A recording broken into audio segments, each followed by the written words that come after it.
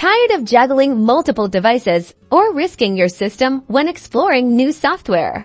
Let's dive into how you can create a safe and isolated space to experiment with other operating systems, specifically Ubuntu, using a virtual machine. First, you'll need virtualization software. A popular and free choice is Oracle VirtualBox. Open your web browser and search for Download VirtualBox. Follow the instructions to download it based on your operating system. Once downloaded, run the installer and ensure you select all components. During installation, you might get prompted to temporarily disconnect from the internet. This is normal. Allow it to proceed and complete the installation. Next, we need the Ubuntu operating system. Head over to the Ubuntu website and download the latest desktop ISO image. Be sure to grab the desktop version. This file contains all the installation files needed to run Ubuntu.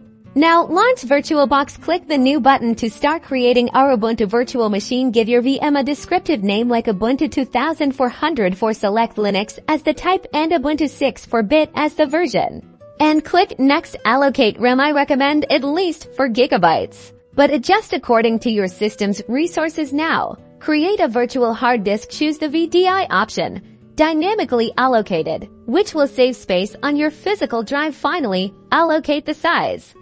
I'd recommend at least 25 GB. Click Create. Your machine is ready to go. Select your newly created Ubuntu VM and hit Start. VirtualBox will prompt for a startup disk. This is where you'll browse to your downloaded Ubuntu ISO file. Select the ISO and click Start. Again, the Ubuntu installer will now launch. Follow the on-screen prompts to install Ubuntu, selecting your language, keyboard layout, and preferred installation options. When asked whether to erase disk and install Ubuntu, select it.